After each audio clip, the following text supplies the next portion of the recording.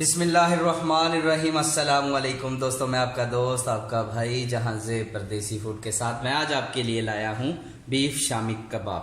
جی ہاں دوستو، تو چلیں دوستو، جو ہمیں سامان چاہیے وہ آپ کے سامنے پڑا ہے، آپ دیکھ رہے ہیں۔ 1 عدد پیاز میں نے میڈیم لیا ہے، ادرک کا پیس لیا ہے 1 انچ کا ٹکڑا، 3 جوے میرے پاس لہسن کے ہیں اور 3 ثابت لال مرچ ہیں سوکھی ہوئی، 1 ٹی اسپون سوکھا دھنیا ہے، ½ ٹی اسپون زیرہ ہے اور 1 ٹکڑا دال چینی کا، 2 ہری الائچیاں ہیں، 4 عدد لونگ ہے، 10 سے 12 عدد کالی مرچ ہیں اور آدھا کلو میرا گوشت ہے۔ تو دال میری 250 گرام مطلب 1 پاؤ ہے۔ تو چلیں دوستو، اسے ڈالتے ہیں ہم پریشر کوکر میں اور ساتھ آپ کو دکھاتے ہیں۔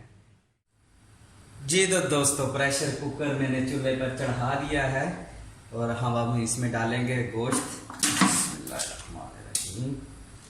باقی یہ خشک مسالے اور ادرک لہسن اور پیاز بھی ساتھ ہی ہم اس میں شامل کر دیں گے۔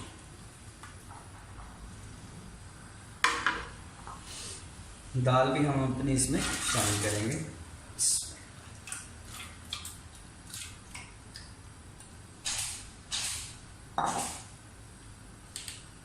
یہ تو دوستو مسالے بھی میں اسی ٹائم پہ ڈال دوں گا۔ ہلدی ہے میرے پاس ½ ٹی اسپون، نمک 1 ٹی اسپون، کوٹی ہوئی لال مرچ 1 ٹی اسپون اور 1 ہی ٹی اسپون ہوم میڈ گرم مسالہ۔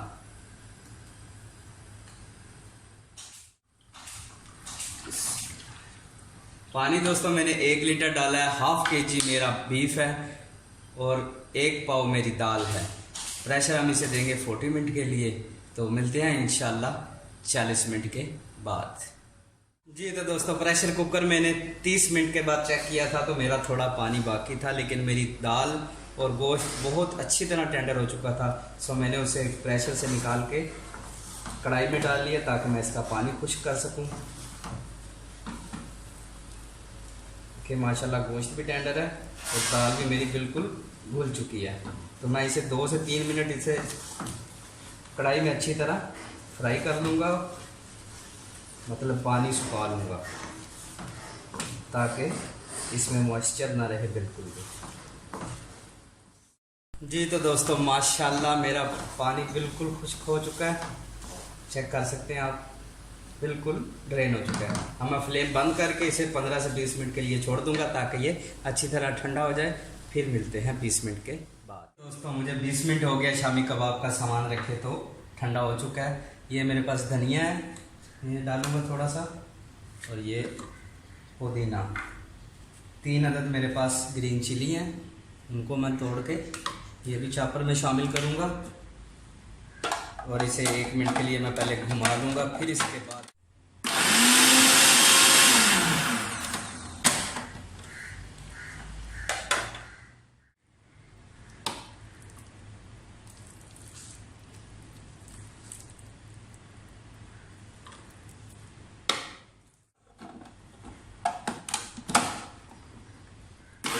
ایک عدد انڈا بھی جائے گا اس میں۔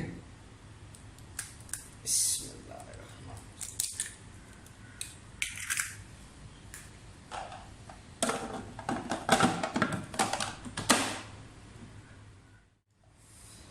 الرحیم۔ جی تو ماشاءاللہ میرا شامی کباب کا مسالہ بالکل تیار ہے، تو نکالتے ہیں اسے برتن میں۔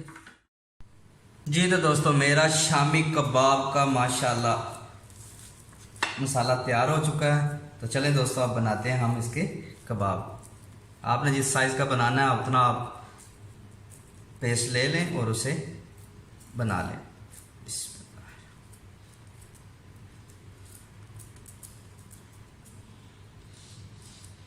جی دوستو، تو میں ایسے بنا کے ساری پھر آپ کو ملتا ہوں۔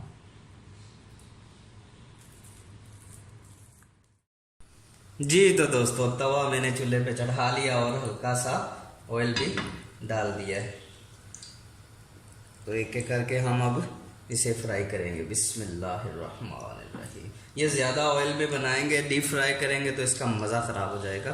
ہلکا سا آئل ڈسٹ کر کے پھر آپ بنائیں، انشاءاللہ اس کا آپ کو اوریجنل ٹیسٹ ملے گا۔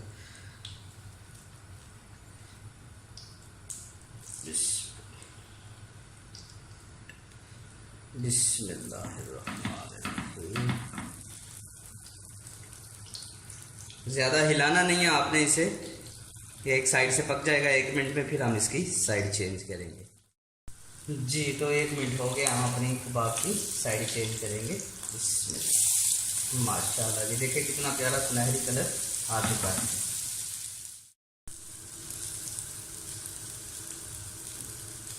1 منٹ لگا ہے مجھے دوستو ایک سائڈ فرائی کرتے ہوئے، اور بہت بہترین گولڈن کلر آ چکا ہے۔ جی تو دوستو ہمارے مزیدار سے شامی کباب تیار ہیں۔ بسم اللہ دوستو، ماشاءاللہ ہمارے مزیدار سے شامی کباب تیار ہیں۔ بنائیں، کھائیں اور مجھے اپنی دعاؤں میں یاد رکھیں۔ اللہ حامی و ناصر۔ جاتے جاتے ایک چھوٹی سی گزارش، میرے چینل کو سبسکرائب کرنا نہ بھولیں۔ اللہ حافظ۔